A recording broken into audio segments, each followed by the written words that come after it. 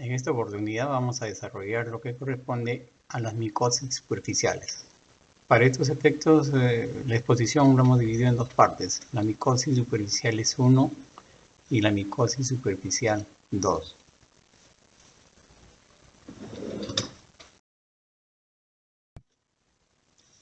Ahí tienen la tabla de contenidos, que es lo que vamos a ir desarrollando.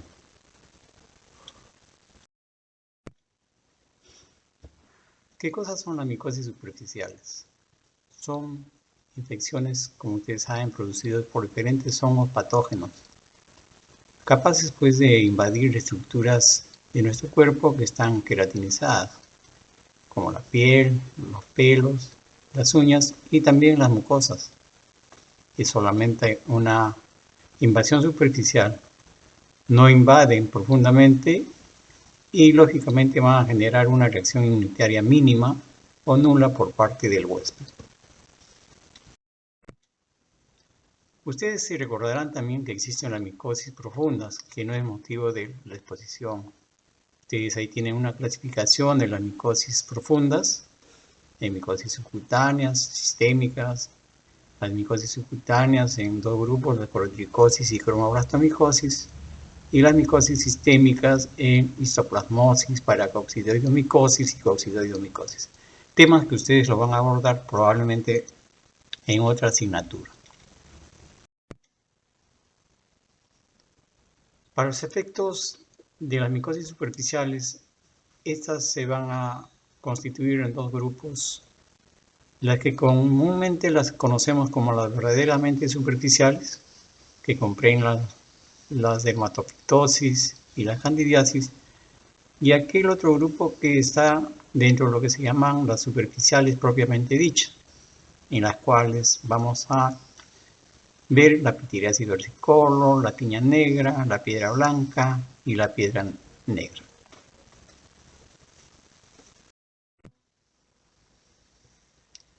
Bien, entonces vamos a ver lo que corresponde a las dermatofitosis. Como su nombre lo indica, esto proviene de un proceso infeccioso generado generalmente por los hongos que corresponden a los llamados dermatofitos. Y estos tipos de hongos son también llamados tiñas por un significado antiguo de un aspecto de apoliado que tenían los pacientes con este tipo de problemas y que correspondían pues a hongos filamentosos. Como ustedes recordarán, los dermatofitos se clasifican en tres grupos muy grandes: los tricofitones, los microsporum y los epidermofitones. Cada uno tiene diferentes especies, son una gran cantidad, un promedio hasta de 40 especies o más, y como ustedes saben, no todas estas especies son patógenas. Y además también ustedes recordarán que los hongos, de acuerdo a su hábitat natural, se dividen en hongos antropofílicos, zoofílicos, geofílicos, y todos ellos lógicamente pueden afectar al hombre. Los dermatofitos o la dermatofitosis comprenden afectación de diferentes partes del cuerpo. Entonces vamos a ir desarrollando la tiña de la cabeza. La tiña capitis, también conocida, cuya afectación principalmente es en niños en un promedio de un 96-98%. Y lógicamente predomina más la afectación en zonas de áreas rurales y es mucho más visible en estratos socioeconómicos bajos. Ustedes saben, condiciones de salubridad hacen de que estas personas con mayor facilidad puedan infectar. Y lógicamente que hay animales domésticos como el gato o el perro, que son animales que los criamos generalmente y que también pueden infestarnos de alguna forma. ¿Quiénes producen mayormente la tiña capitis? De acuerdo a la frecuencia, el Microsporum canis, el Trichophyton tonsuras, el Trichophyton mentagrofides y el Trichophyton verrucoso. Y de acuerdo a la presentación clínica, vemos que estas tiñas de la cabeza pueden presentarnos una tiña de tipo seca. Esta tiña seca es donde las lesiones presentan una triada que se corresponden a la triada de Saúl, donde nosotros vemos unas placas de aspecto pseudoalopésicas que pueden ser únicas o muchas, en las cuales nosotros podemos observar pelos cortos, frágiles, con cambios de coloración. Y acompañando a esto vemos una descamación de aspecto, digamos así, blanquecino, en algunos casos de una consistencia bastante descamativa, suave, digamos así, blanquecino.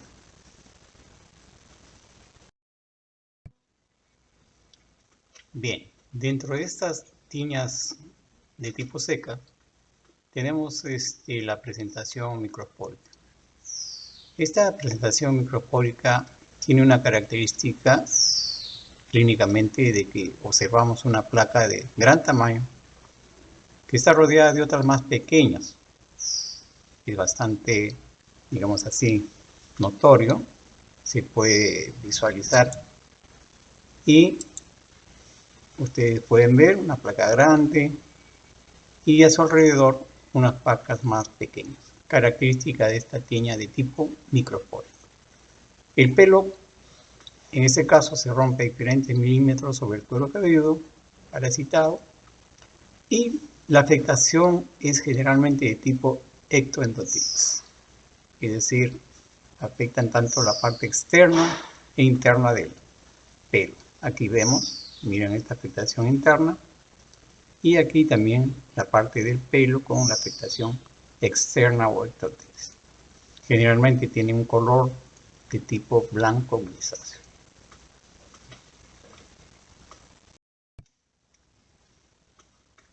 Y la otra, digamos así, variedad es la tricofítica, donde las placas de esta afectación son todas casi del mismo tamaño, ustedes ven, pequeñas, pero del mismo tamaño, y lógicamente pueden tomar una gran área del cuero cabelludo, el pelo se va a romper al ras del cuero cabelludo, estos, digamos así, se ven como unos pequeños puntos negros y la afectación es a nivel solamente de la parte endotriz, es decir, la parte interna del pelo.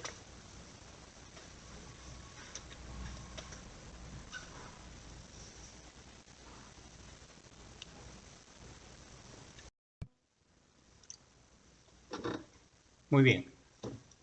Entonces, a diferencia de la tiña seca, hay lo que se llama la tiña húmeda o la tiña inflamatoria, que también se conoce como el Querium de Celso. Y esto nos presenta una afectación de una placa única de aspecto inflamatorio, donde podemos encontrar digamos así, una sensación, un aspecto de tipo exudativo. Y si ustedes miran acá, son lesiones de aspecto costrosos, medios amarillentos, hay eritema, hay formaciones de abscesos y lógicamente esto produce unas molestias bastante desagradables. Miren, es una placa única grande, producen dolor y lógicamente van a tener una reacción de tipo ganglionar, entonces vamos a observar una reacción adenopática en las zonas circundantes y al final, después de la resolución, este cuadro clínico nos va a dejar, digamos así, una alopecia de tipo cicatrizal y también nos puede dejar fibrosis. Miren ustedes acá cómo invade una área muy grande del cuero cabelludo, dejando esas áreas de tipo exudativas, con lesiones costrosas, amarillentas, reacciones de tipo ganglionar, es decir, un cuadro clínico de tipo húmedo.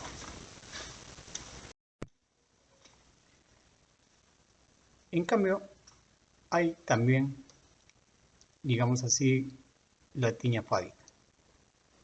La tiña fábica es generalmente causada por el Trichophyton schwenleini o también puede ser por el Micropodium gypsum y también da unas lesiones en forma de costras amarillentas. Ustedes ven acá, contienen filamentos y fragmentos de queratina, lo cual le da un aspecto de una miel, como se dice, en panal. También es una lesión de tipo húmeda porque despide un olor muy característico a rata mojada.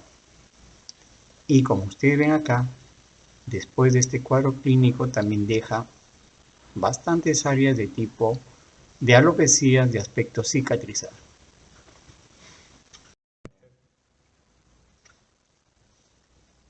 Bien, ¿cómo llegamos a un diagnóstico de la tiña del cuero cabelludo?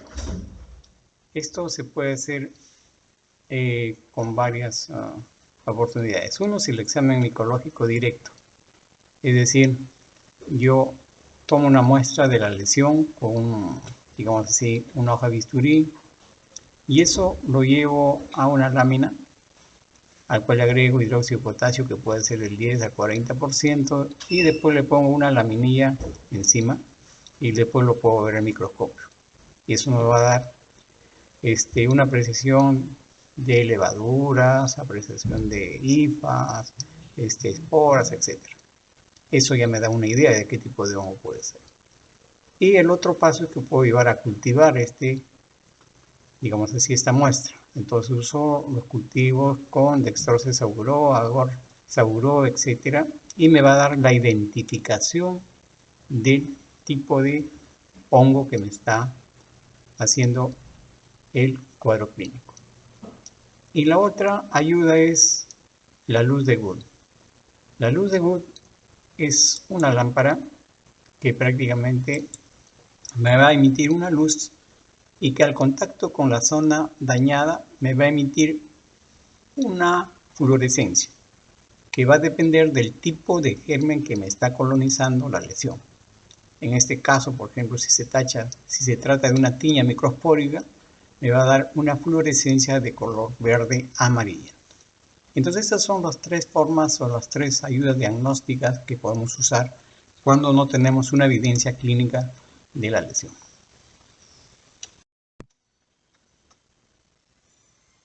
¿Qué diagnósticos diferenciales podemos tener en una tiña de cuero cabelludo? Podemos tener la dermatitis seborreica, la psoriasis, es algo muy, digamos así, muy a veces confundible, la alopecia areata, la alopecia sifilítica, la tricotilomanía y la foliculitis.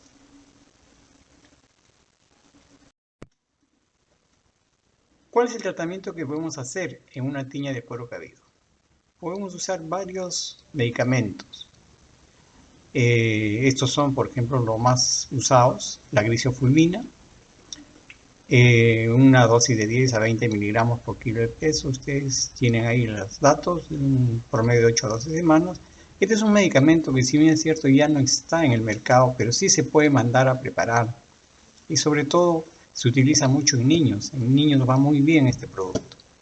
La terbinafina es otro medicamento que se puede usar igualmente en un promedio de 3 a 6 miligramos por kilo por día, tratamiento de 6 a 8 semanas.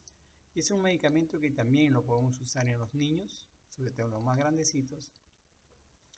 Y digamos así, es un medicamento que lo usamos con más frecuencia en los adultos.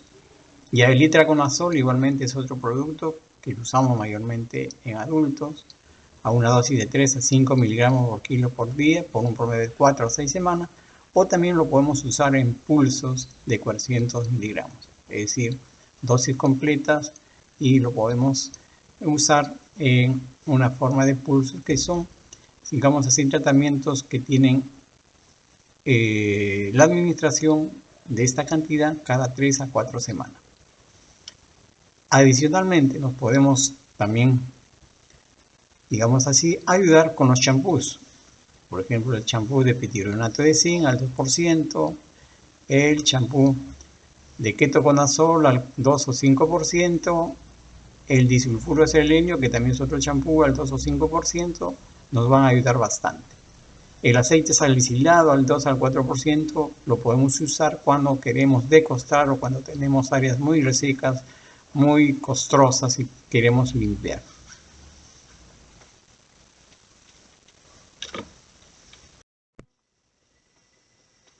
Continuamos con la tiña del cuerpo, o también llamada tiña corporis, o tiña de la piel lampiña o grava. Mayormente la etiología es por Trichophyton rubrum, Microsporum canis, Trichophyton tonsuras, Mentagorphitis, Epidermophyton flocculosum. Cualquiera de ellos puede condicionar este tipo de tiña. Ustedes van a ver que clínicamente vamos a encontrar, digamos así, placas de aspecto ovalados o anulares con unos bordes eritematosos, algo circinados, como lo ven ustedes acá, ¿no? Elevados, que se pueden acompañar de descamación. Miren ustedes, una residualidad con una descamación, un área alopécica. Acá tienen otra figura de aspecto anular. Podemos ver pequeñas micropápulas o vesículas. Esto produce bastante picazón. Y esta lesión de tipo anular tiene un crecimiento centrífugo rápido, es decir, empieza como un punto y de aquí se va abriendo. Esa es una característica de este cuadro clínico con esta forma de lesiones anulares. Miren aquí, un poco más de lesiones anulares con unos bordes eritematosos, algunas pequeñas microvesículas o pápulas con una descamación. Acá tenemos otra, digamos así. Aquí hay un borde de aspecto circinado, es decir, entra y sale. Acá tenemos otra lesión, también de este tipo descamativa. Miren aquí, una zona central que es algo aparentemente más limpia. En esta otra figura tenemos igualmente una lesión con unos bordes circinados mucho más evidentes, unas entradas y unas salidas, es decir, todas correspondiendo a una tiña del cuerpo. Acá tenemos otras figuras, miren esto que parece un medallón, igualmente, lesiones papulares, anulares, la forma, con unas lesiones que nos dan un aspecto de medalla. Igualmente acá tenemos otra, lesión eritematosa con descamación central. Igualmente acá, otra lesión un poco más irregular con bordes circinados, todos que corresponden a una tiña del cuerpo.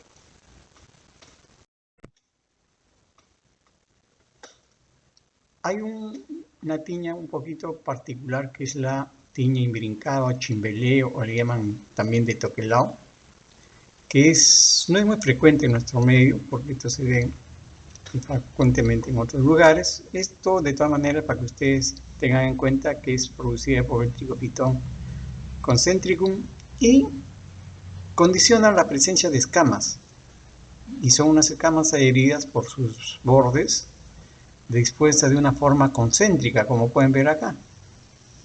Miren, esta forma concéntrica, esas lesiones escamosas, que dan un aspecto como si fuera un encaje, o como si fuera prácticamente unas lesiones, miren aquí, dibujadas, ¿no? Como si fuera un tatuaje. Entonces, esto es la tiña imbricada o chimbelé.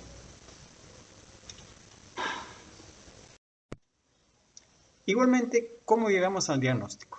El diagnóstico, igual que la tiña del cuero cabelludo, nos valemos de un estudio micológico directo, ya les expliqué cómo se hace. Igual podemos también usar los cultivos, y entonces se utilizan estas placas que ustedes habrán visto ya en otros cursos, y nos van a identificar el tipo de hongo que nos está produciendo la lesión.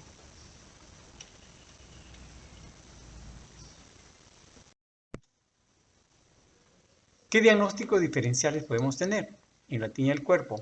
Varios. La pitiriasis rosada del Billiet, de Gilbert, que prácticamente cursa con lesiones escamosas, descamativas, eritematosas, con una escamación algo periférica.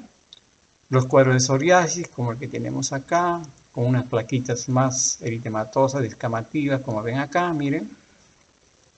Y la dermatitis seborreica, estas lesiones también de aspecto escamosos, descamativas, eritematosas. Y fuera de esto también el Hansen tuberculoide, el eczema anular, los eritemas anulares, el granuloma anular, la sífilis secundaria, la ictiosis, ya hemos dicho, el toquelado que hemos visto anteriormente, todas dentro del diagnóstico diferencial. Y el tratamiento son, digamos así, con, la presencia de medicamentos tópicos y también medicamentos de uso sistémico. El tratamiento va a depender muchas veces de la extensión de las lesiones. Si estas lesiones son muy pequeñas, tienen un tamaño muy limitado, entonces podemos solucionar solamente con tratamientos tópicos. Podemos usar ungüentos, podemos usar soluciones, como ejemplo la solución de Whitfield, que tiene vaselina, ácido benzoico, ácido salicílico, o la fórmula 5, que también lo llaman, pueden ser suficientes para eliminar este tipo de lesiones. El tolnafato al 1%, los imidazólicos, es decir, ketoconazol, esas cremas, el ácido undeglicénico, el tolciclato, las alilaminas como la terbinafina, nafticilinas, es decir, tópicamente podemos usar todos estos productos, que si la lesión es pequeña, vamos a tener un gran resultado usando un promedio de 3 a 4 semanas, pero si las lesiones no son mucho más grandes, mucho más, digamos así, extensas, entonces ya vamos a tener que usar el tratamiento sistémico. Y el tratamiento sistémico va a estar condicionado igualmente por la presencia de los medicamentos también que hemos visto para el cuero cabelludo. Lixiofulvina, itraconazol, la terbinafina, el fluconazol, que también se puede usar en algunos casos. Todas ellas nos van a dar resultados, digamos así, positivos en la medida que supamos usarlo en cuanto a la cantidad de dosis y en cuanto al tiempo que requieren para su tratamiento eficaz.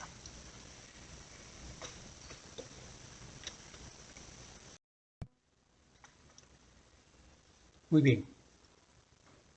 Tiña de las manos. Generalmente la tiña de las manos afecta principalmente a los adultos y mayormente a los varones. Y la etiología mayormente es el Trichopidium rubrum, uno de los más frecuentes que podemos encontrar.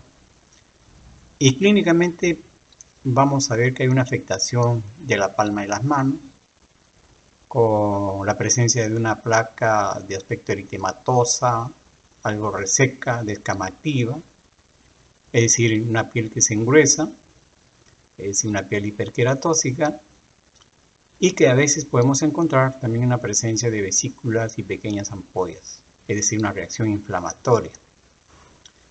Esto puede irse lógicamente a la zona dorsal de la mano, es decir, hace una extensión, y nosotros podemos encontrar en el, digamos así, en la parte dorsal, lesiones de aspecto eritematosas, descamativas, es decir, después de un proceso ya bastante largo o crónico, y lógicamente esto conlleva a picazón.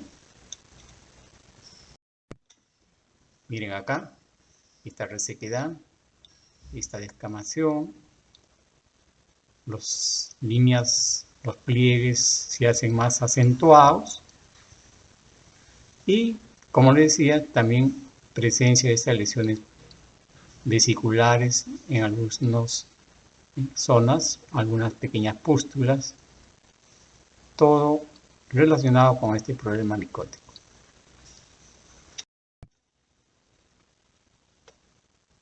Simultáneamente, la tiña de los pies también podemos, digamos así, describirlo como un cuadro clínico que principalmente afecta a los adultos y a los varones. Pero para esto hay algunos factores predisponentes que van a hacer que ese cuadro clínico se presente con mucha más facilidad. Es decir, pies que presentan bastante hiperhidrosis, sudoración muy profusa,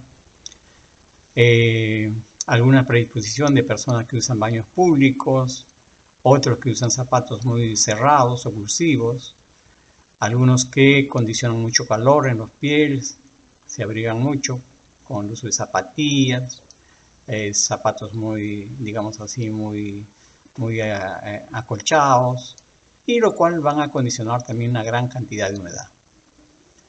Este cuadro clínico tiene mayor incidencia por la presencia del Trichophyton rubrum, el Trichophyton tementagropites o el Epidermophyton fluxum.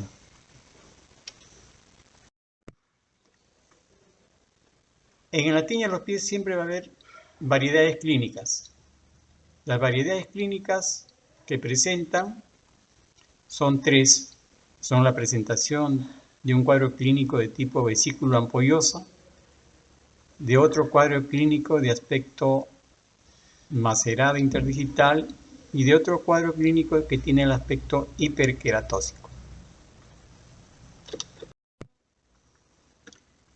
Entonces, esta presentación de la tiña de los pies, como decimos, tiene una formación o una presentación vesículo ampollosa.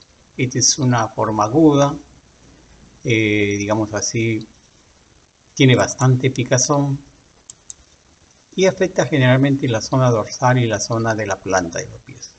Miren acá, la parte lateral, digamos así, la parte plantar, talón, y en esto la parte dorsal de ambos pies. Es decir, un cuadro que da mucha picazón. La otra forma de presentación de la tiña de los pies es la que nos muestra una lesión interdigital de aspecto macerado. Eso nos indica el curso crónico, lógicamente muy pruriginosa, las escamas que presentan, miren ustedes cómo se ve acá, y lo cual produce una fisuración de este espacio interdigital, una grieta central. Y el sitio de localización más frecuente es entre el cuarto y el quinto dedo.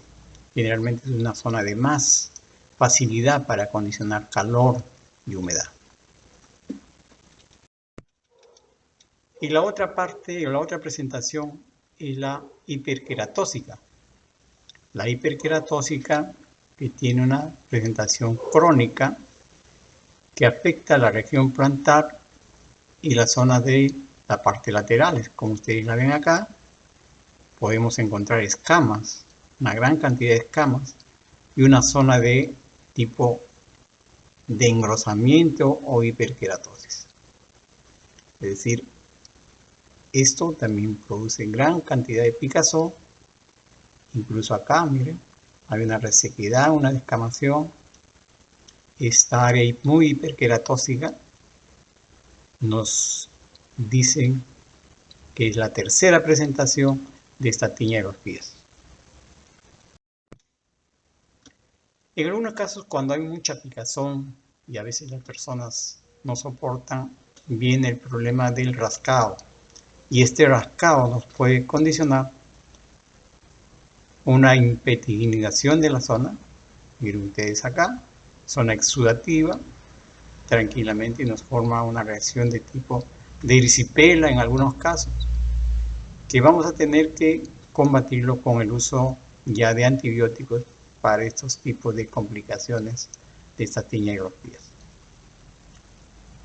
Hay un fenómeno de la IDE que le llamamos odermatofitide o trichofitide que se puede ver, que son erupciones de tipo secundarias que se van a dar pues en aquellos pacientes sensibilizados por estas tiñas que se dan como una respuesta, digamos así, a una diseminación del hongo o alguno de sus productos de tipo alergénico desde este foco primario, es decir, desde el foco primario, en este caso del pie, y se van hacia una zona, digamos así, a distancia, que en este caso son las manos mayormente.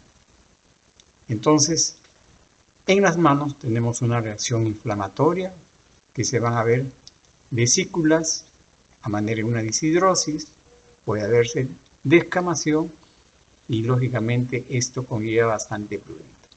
Esta es la reacción dermatofitide o tricofitide que podemos encontrar en estos cuadros clínicos de la tiña de los pies.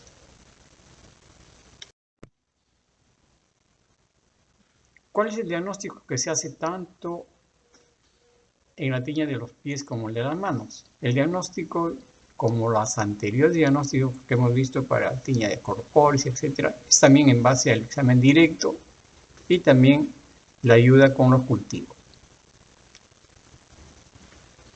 Miren, acá tenemos otra forma de tiña pedis. Miren, resequedad, escamación, eritema.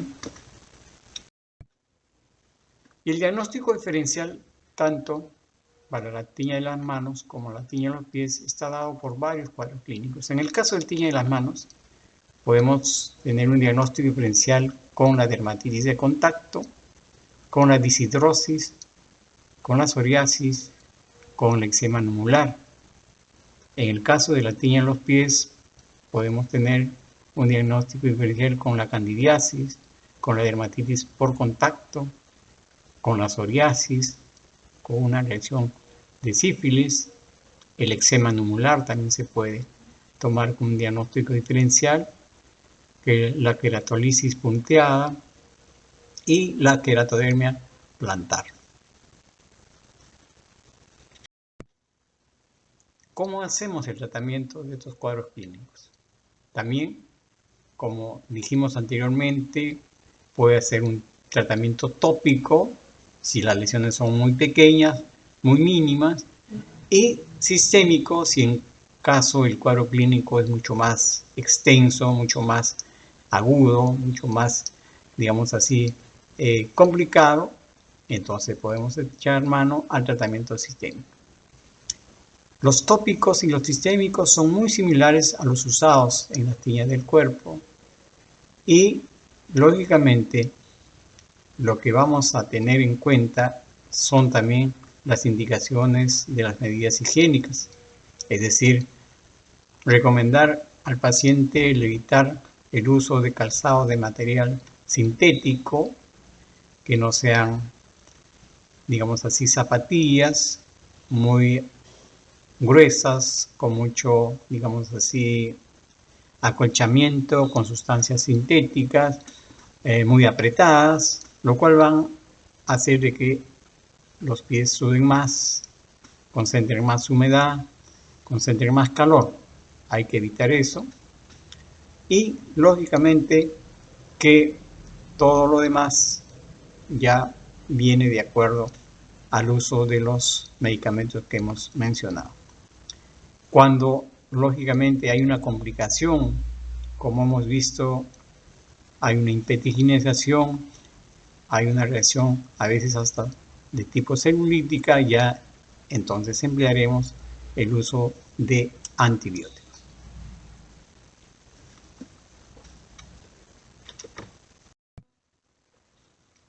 Tiña cruris. La tiña cruris es una dermatofitosis subaguda o crónica de la ingle o de la región púbica, y también puede afectar los muslos. Nosotros también lo conocemos como tiña inguinal o eczema marginado de hebra.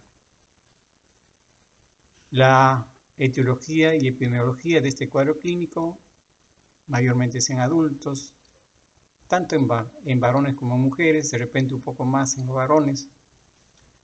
Y el agente etiológico con mayor frecuencia está el Trichophyton rubrum y el Trichophyton metagrophis.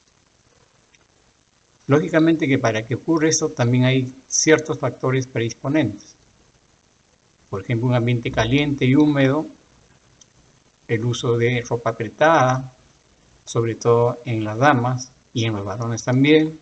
La obesidad es un factor muy importante, hace que estas zonas haya pues una concentración de bastante calor por la misma situación del roce de la zona púbica, de los muslos, y el tratamiento generalmente puede ser de una larga duración, tópicamente, en algunos casos han usado a veces glucocorticoides, pero por pequeños tiempo, que puede ser un inicio, pero mayormente no es la forma de manejar.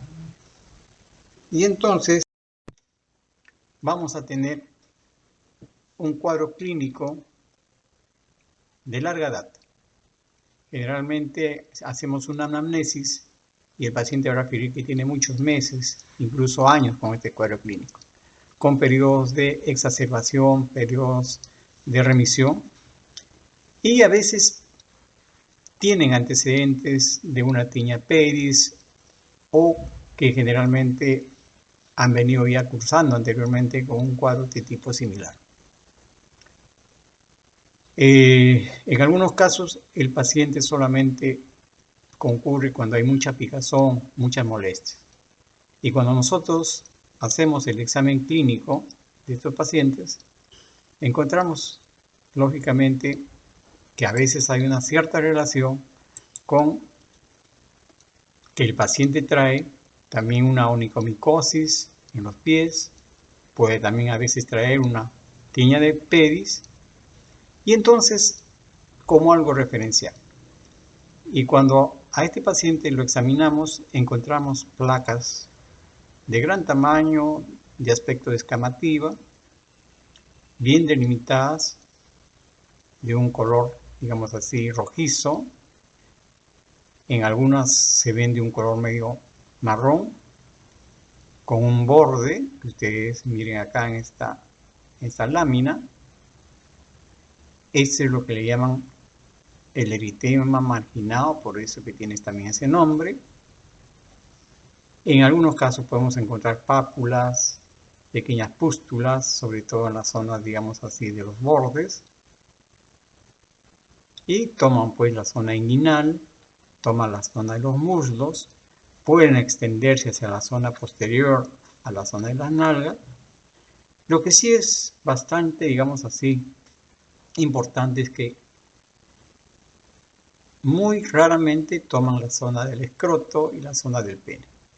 Es decir, es una afectación que toman mayormente la zona inguinal y la zona, digamos así, de la parte crural. Acá, miren, este compromiso de toda esta zona púbica, de la zona de los muslos, la zona crural. Todos los pliegues inguinales se han tomado. Aquí hay otra lámina donde ustedes pueden ver el eritema muy, digamos así, definido, un eritema, por eso se llaman marginal de hebra.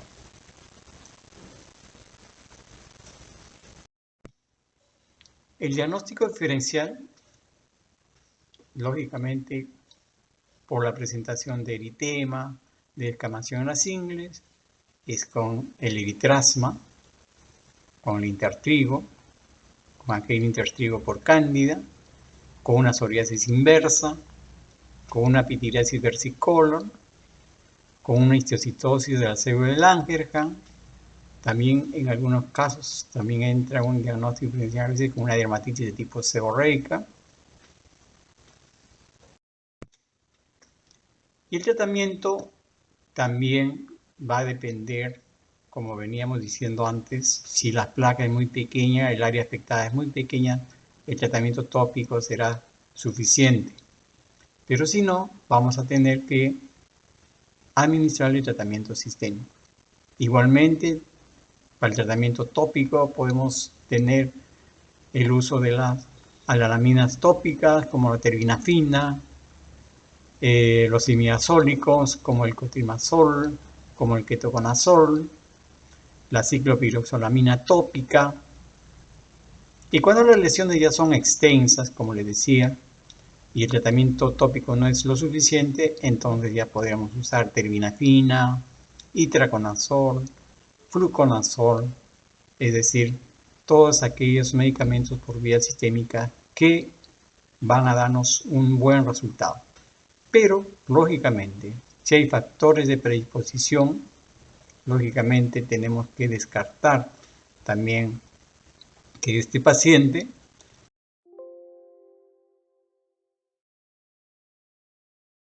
por ejemplo, disminuya de peso, ya decimos que la obesidad es un factor para esto, que no condiciona el uso de ropas muy apretadas, ropas sintéticas, para no condicionar presencia de calor y humedad.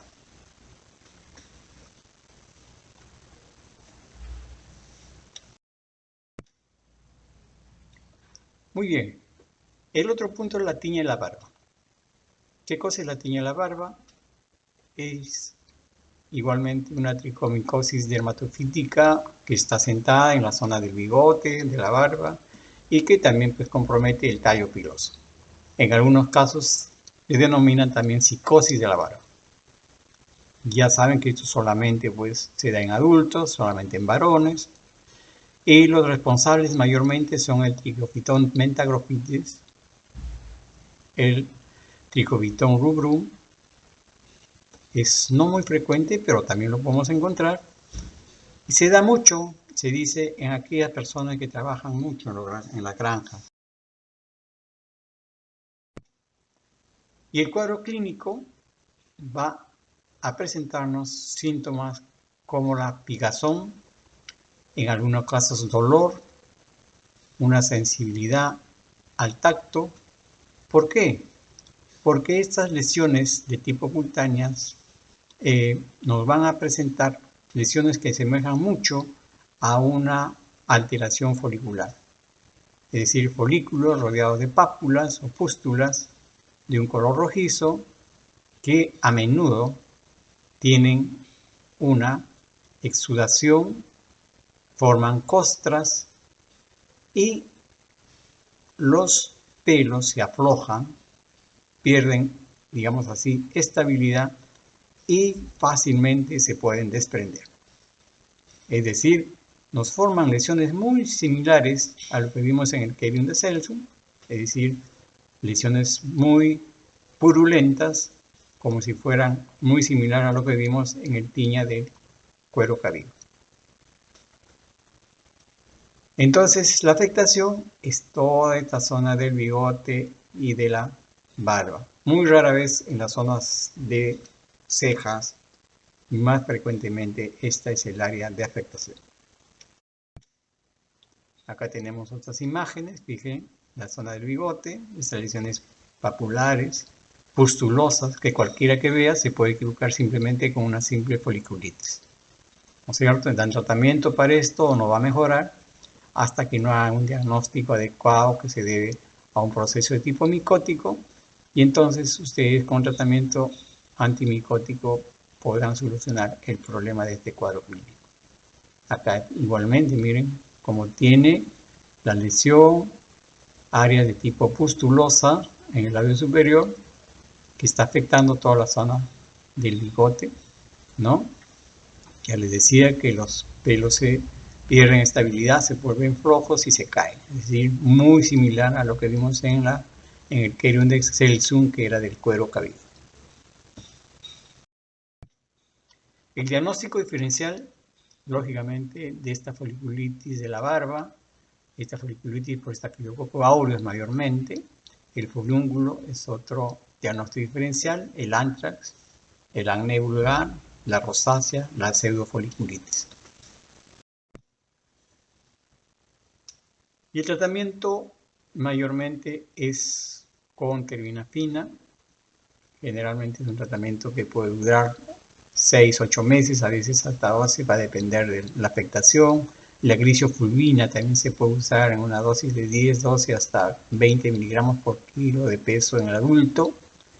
Otra también es el uso del itraconazol de 100 miligramos por día, por 6 semanas, por vía oral.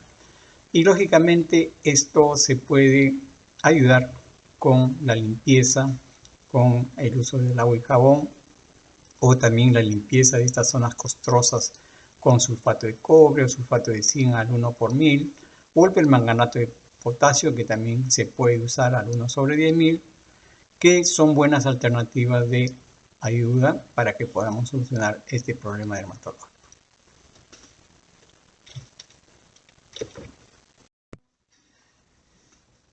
Bueno, y ahora hacemos lo que corresponde a la tiña de las uñas o onicomicosis. Esto, como ustedes entienden, es un cuadro clínico que está relacionado con la alteración de las uñas, que pueden ser tanto de las manos como de los pies. Pueden, lógicamente, con mayor frecuencia verse en adultos, pero los niños tampoco están exentos de este cuadro clínico. La etiología comúnmente encontramos Trichophyton rubrum, los Trichophyton de Metauraphytus, pero también puede entrar a tallar el Epidermophyton, sobre todo el de tipo Fluxon. Hemos dicho que, digamos así, la afectación mayor es en los adultos y, lógicamente, en ellos vamos a ver una alteración de la placa ungueal que puede llevar poco a poco a una alteración de despejamiento de esta placa y debajo la acumulación de un material amarillento que en algunos casos se hace de aspecto de un polvo y que frecuentemente va alterando la forma del agua. Puede comprometer una uña, pero también en algunos casos varias uñas, mayormente cuando vemos una totalidad de alteración de las uñas es porque el paciente en muchos casos tiene algún proceso orgánico, digamos así, de fondo, que lo inmunosuprime y hace que estas uñas puedan afectarse en su totalidad. El problema de la uña en los niños también tenemos que tener bastante en cuenta que no es frecuente, pero pueden darse. A veces los confundimos cuando aparecen alteración de las uñas con hongos y eso no es correcto. En los niños, por ejemplo, atópicos, con bastante frecuencia se presenta alteración de la lámina ungueal que remite espontáneamente.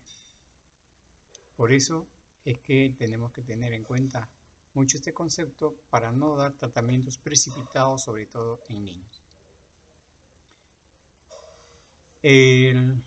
Generalmente se afecta, digamos así, la placa del borde libre, que aquella que la parte posterior. Se puede alterar las zonas laterales también. Y las uñas que más se afectan son las de los, digamos así, los primeros dedos. Y lógicamente el tratamiento también de estos primeros dedos es mucho más, digamos así, largo y mucho más complicado.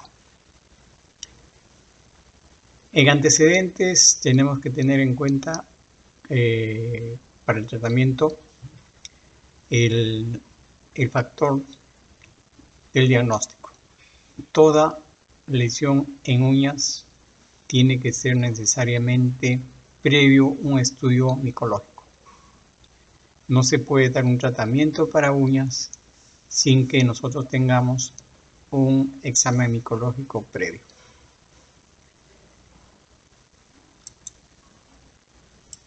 Ustedes miren acá la alteración de la uña. Cómo altera toda la placa ungueal, la parte lateral, la parte del extremo distal.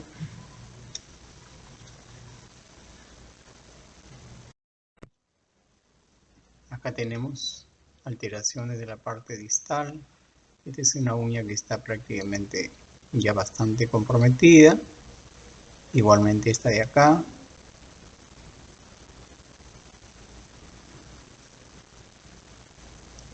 Entonces, antes del tratamiento, estamos diciendo que el estudio micológico es, digamos así, el punto de partida para tener nosotros la idea del medicamento que tenemos que emplear. Generalmente hemos visto que en este caso los dermatofitos son los que están mayormente propiciando esta afectación. Entonces, si tenemos dermatofitos, vamos a tener que ver qué medicamentos podemos usar. Tópicamente, la respuesta es pobre, salvo que sea una uña muy superficialmente afectada, salvo que sea una uña en el cual las capas muy superficiales de las zonas distales, sobre todo de la uña, estén afectadas. Entonces el tratamiento tópico en algunos casos podrá ser efectivo. Y este tratamiento tópico podemos usar de varias formas: la morfina tópica, por ejemplo, al 5%, el tioconazol, la ciclopiroxolamina, son sustancias que pueden darnos una mejoría siempre y cuando este tratamiento de la uña, ya les dije, sea de una uña que está afectada muy levemente, muy discretamente y muy, sobre todo, en sus zonas muy superficiales y muy distales. Entonces, esto es un concepto que tienen que tenerlo en cuenta. La mayoría de veces, digamos así, el tratamiento tiene que ser en base a la medicación sistémica. Y para la medicación sistémica, los medicamentos que podemos usar es la terbinafina, en dosis que van de 250 miligramos por día. El tiempo de tratamiento generalmente pueden ser de 3 hasta 6 meses, dependiendo del paciente. Podemos usar el itraconazol, que también lo podemos usar en forma de 100 a 200 miligramos diario, en un promedio de 2 a 3 meses. O podemos hacer los pulsos o la pulsoterapia, como se llama, con itraconazoles, en el cual se puede usar 400 miligramos por día, por 7 días, o sea, una semana, descansando 3 semanas y volviendo nuevamente al siguiente pulso. Está descrito que se pueden usar 3 pulsos hasta 5 pulsos de repente para mejorar estas uñas que a veces son muy resistentes a los tratamientos. En niños, generalmente previo a un estudio micológico, como les dije, puede tratarse de un niño atópico que no va a necesitar prácticamente el tratamiento porque sus uñas se van a regenerar progresivamente, espontáneamente. Previo a un estudio micológico, si tenemos, digamos así, positividad en el diagnóstico de una uña de niños, entonces el agrisolfulvina es una alternativa muy buena para los niños. Una dosis de 10 miligramos, algunos dicen hasta 20 miligramos por kilo de peso, por un tratamiento que va de 3 a 6 meses. Va muy bien. Si en caso no hubiera agrisolfulvina, igualmente podemos usar la terbinafina en el caso de niños, que lo podemos usar a una dosis de 3 a 5 miligramos por kilo de peso. Entonces, tengamos en cuenta estos conceptos para poder hacer un tratamiento eficaz. Entonces, primeramente, ¿qué está afectado? ¿Quién está afectado? Y de acuerdo a eso, el tratamiento, digamos así, en base al estudio micológico.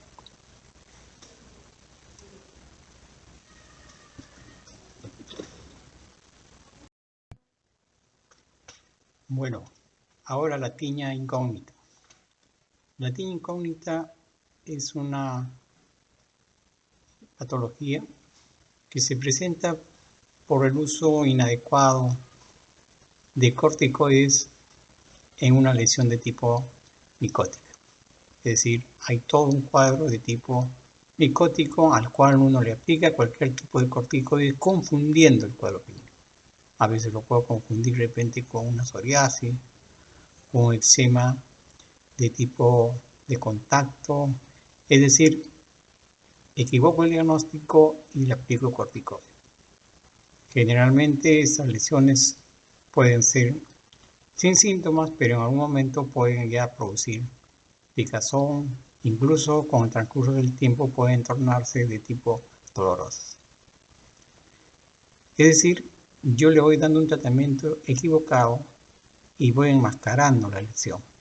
La lesión micótica que no he podido diagnosticar va haciendo un curso de cronicidad, se va alterando en su estructura, va haciéndose una lesión de aspecto rojiza, eritematosa muy intensa, o a veces se torna de un color violáceo con presencia a veces de pápulas y pústula.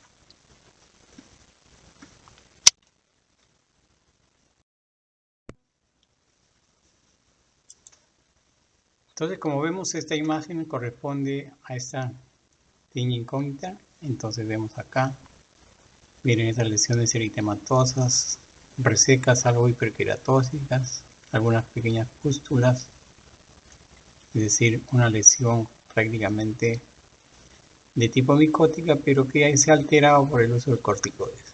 Igualmente acá, ven esas lesiones de aspecto semiluna, eritematosas, igualmente acá, en el borde de aquí de la planta, toda esta lesión. Entonces todo esto alterada en su estructura por cuanto han estado usando un corticoide que no era lo que debían usar. Entonces, corregido el diagnóstico, lógicamente van ustedes a darle el tratamiento adecuado, ¿no? Entonces, todas estas lesiones mejorarán con el tratamiento ya para un cuadro de tipo micótico. Puede ser generalmente, si la lesión ya está muy, hemos dicho, de aspecto cronificado, más efectivo es el tratamiento sistémico. Pueden usar ustedes el tratamiento con terbinafina en tabletas, podemos usar también itraconazol, podemos usar en algunos casos, si tienen a la mano, también ketoconazol por periodos cortos, porque son lesiones que van a mejorar en las dosis adecuadas en un periodo de 2 a 3 semanas. Entonces, esto ya vendría a ser el tratamiento correcto para llevar a efecto la cura de esta tiña incógnita.